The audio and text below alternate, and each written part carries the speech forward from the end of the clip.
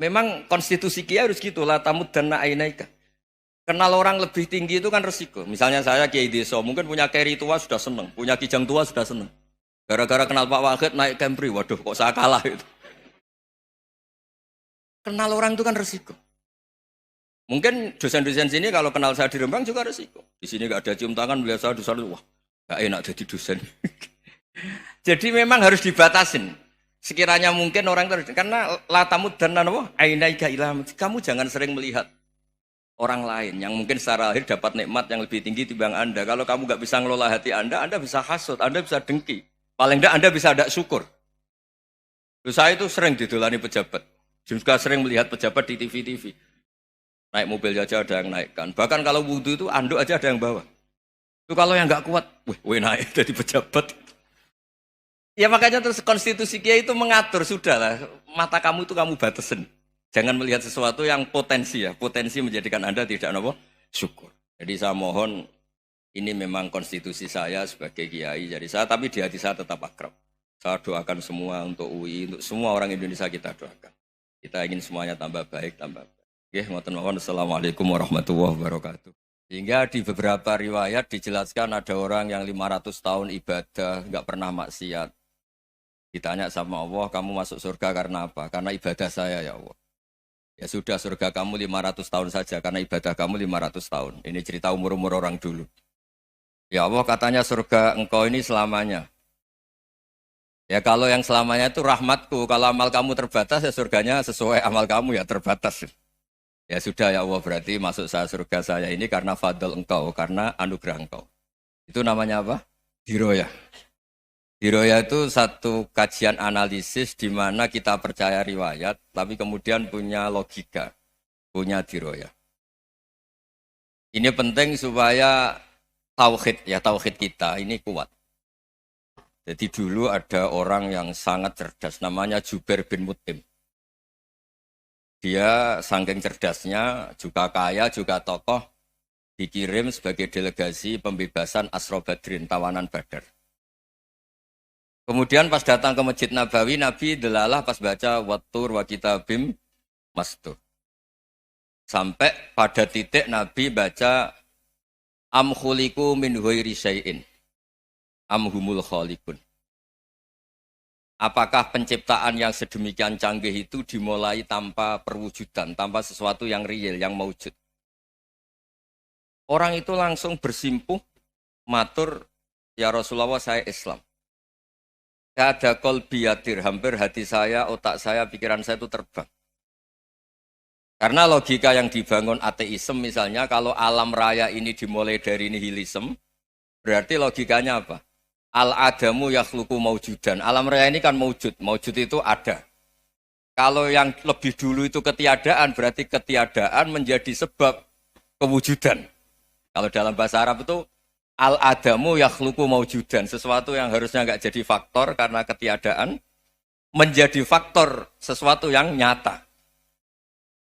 Itu kan nggak masuk akal.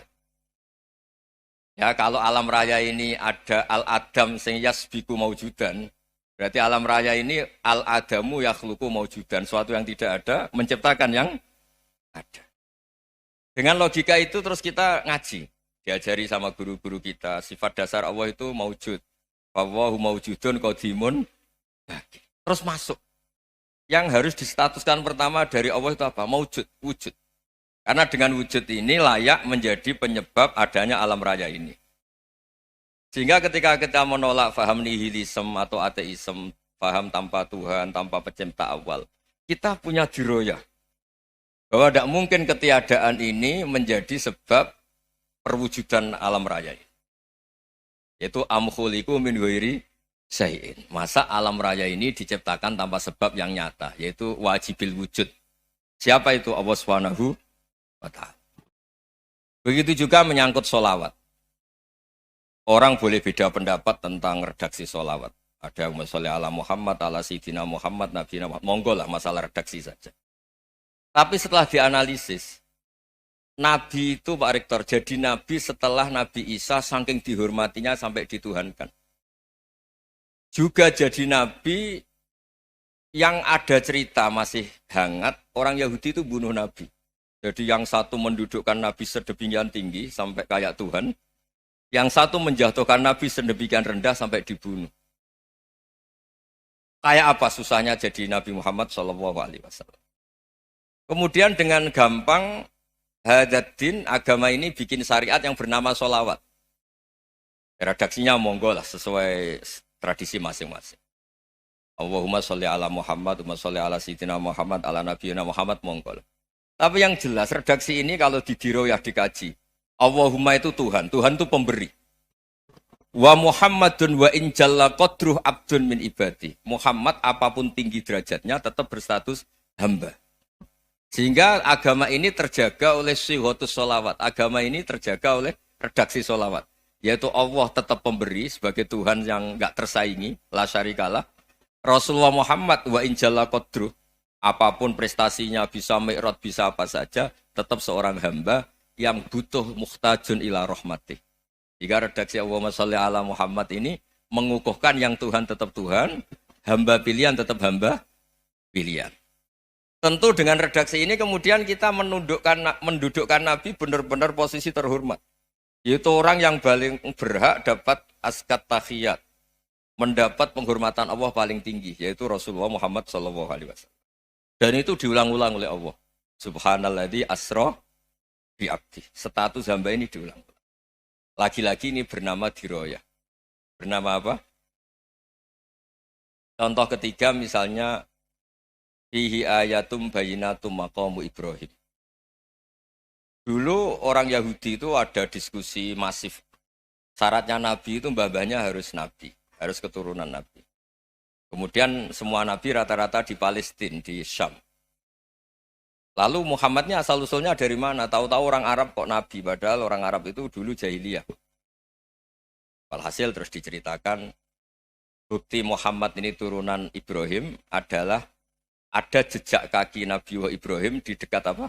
Ka'bah. Fihi ayatum bayinatum maqamu Ibrahim. Kalau Nabi Ibrahim pernah di Mekah, artinya beliau pernah meninggalkan turunan yang di Mekah. Itu bernama Nabiuna Muhammadun sallallahu alaihi wasallam. Itu disebut fihi ayatum bayinatum maqamu Ibrahim. Nah, itu namanya diroyah. Diroyah itu satu perilaku keseharian kita beragama, kemudian tahu logikanya. Yang keempat misalnya, mangkana yu'minu billahi wal yaumil akhir falyukrim apa? Jahro. Orang yang iman karena Allah dan Rasul, maka memuliakan tetangganya. Andaikan pakai hukum sosial, tentu kalau tetangga kita baik, kita baik. Kalau kurang baik, kok kurang penggawean kan gitu. Tapi dulu itu pernah ada seorang ulama itu dibully ya, dikerjain sama anak muda tetangganya. Pak Kiai datang ke rumah saya, orang ini datang. Kemudian setelah di rumahnya, saya tidak jadi butuh sama Pak Kiai, silahkan pulang. Itu Kiainya senyum menikmati. Dan itu terulang 3 kali. Dibully seperti itu, dikerjain terulang 3 kali. Lalu tetap Kiainya tuh asik, seneng sekali. Lama-lama muda ini tanya, kenapa engkau tidak tersinggung? Padahal saya kerjain sampai 3 kali. Tak undang, terus tak suruh pulang, tak undang, tak suruh pulang. Kata Kiai tadi, yang memerintahkan baik sama tetangga itu Allah. Jadi saya nikmati ketika bisa baik sama Anda. Tidak ada urusannya dengan perilaku Anda yang menolak saya. Nah itu terus kita tahu, memang motifnya kita baik sama tetangga karena iman sama Allah dan Rasul, bukan hukum kompensasi sosial.